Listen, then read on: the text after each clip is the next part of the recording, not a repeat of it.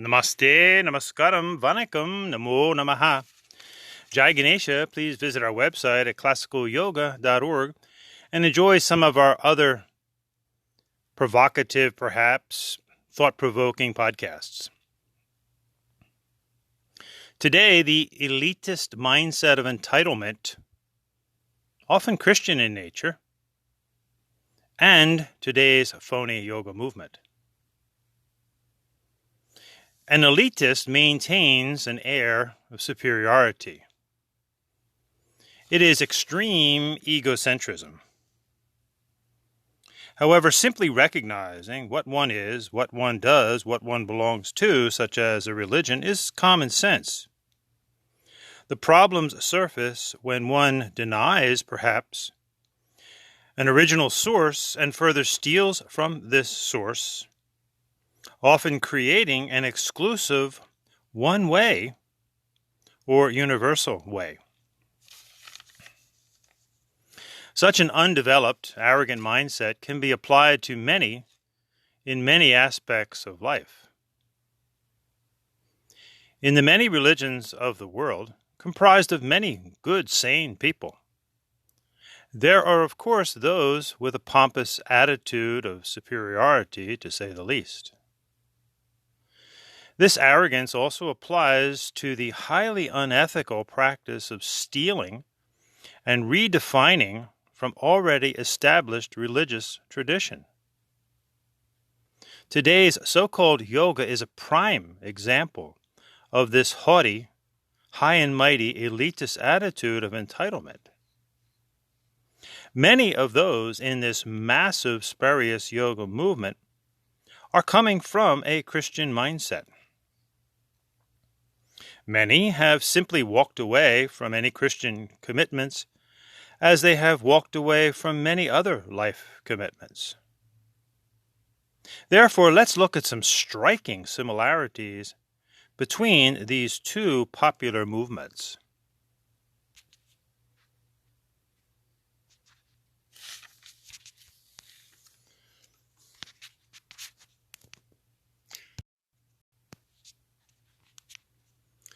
Thousands of years ago, there seems to have historically been an Aramaic-speaking Jewish rabbi named Yeshua who was killed about 2,000 years ago.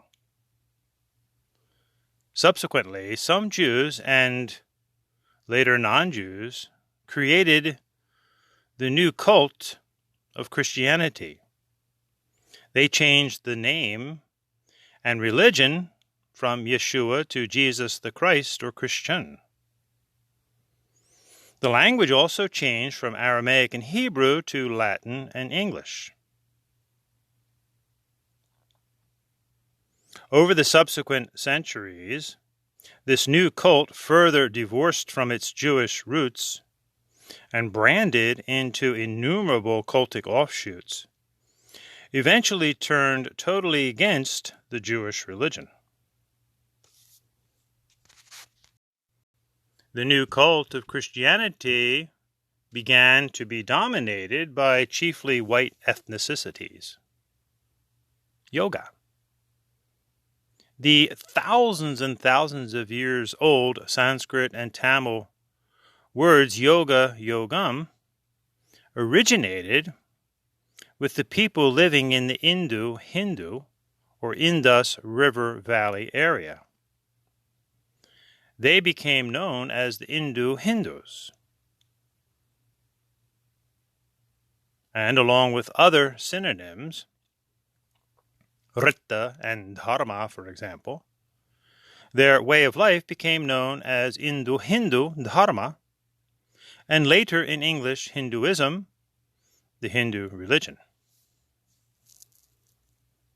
Among others, Krishnamacharya, a Hindu yogi born in the late 1800s, is often considered by many to be the, quote, father of modern yoga, divorced from Hinduism. His subsequent students and their students and their students, who chiefly now spoke English, and were chiefly from white ethnicities,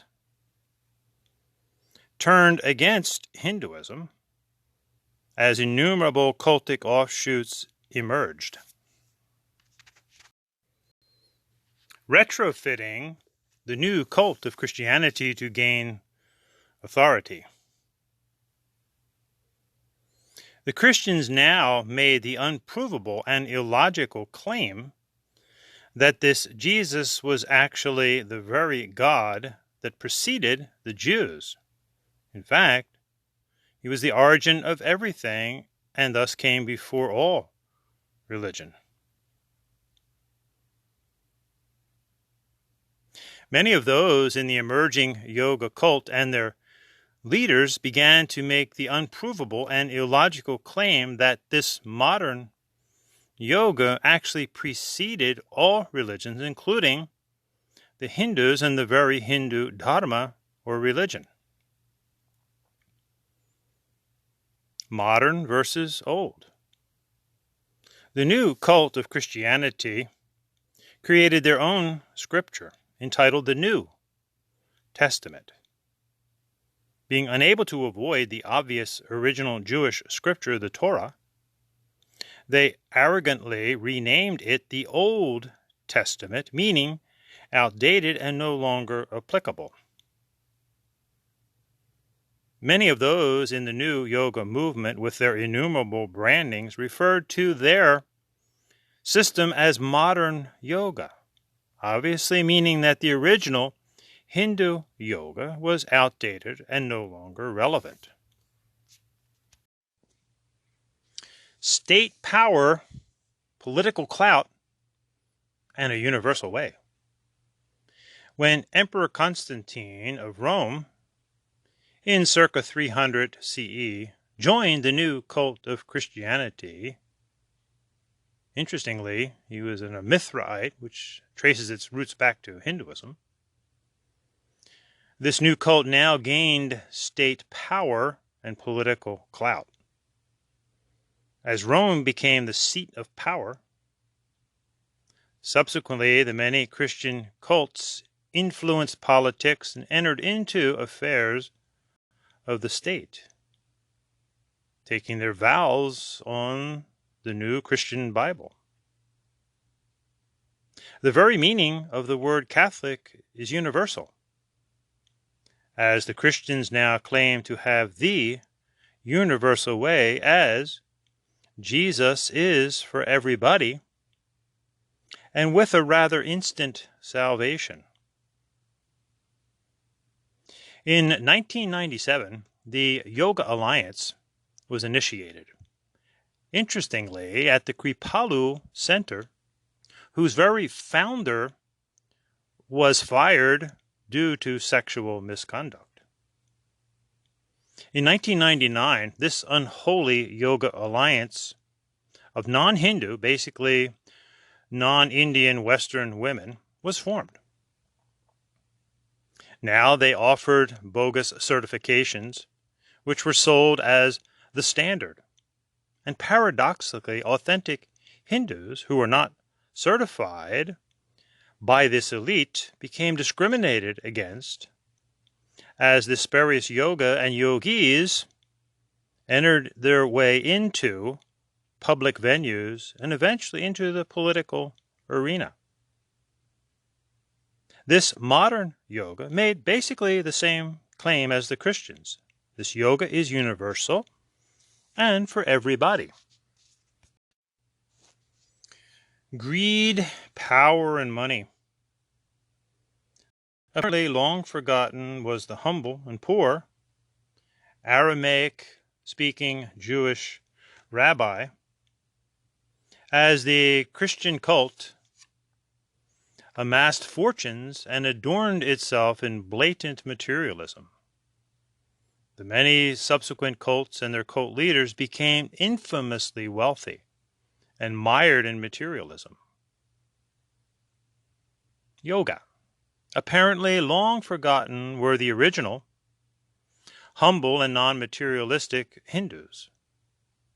This modern yoga, with its certified yogis, became famous personalities and wealthy entrepreneurs, with brandings and a vast array of material commodities and fashions. Scandals.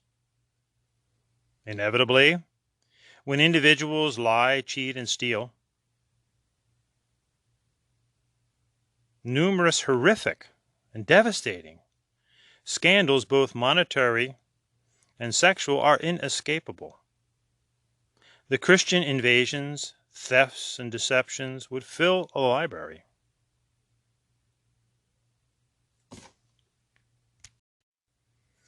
Inevitably, the modern spurious yoga, divorced from its Hindu roots, has produced numerous horrific and devastating scandals, both monetary and sexual. Hot yoga. Ramifications. Along with some good, which is the selling point, the long history of Christian invasions, scandals, and retributions against the original religion of Judaism is well documented, and an example of the worst of human nature. Yoga. Along with some good, which is the selling point, this modern yoga, once again, we see the observation of the worst of human nature with its elitist mindset of entitlement that has denied the original source of the factual Hindu yoga dharma. Christians need to own up and clean up their own house.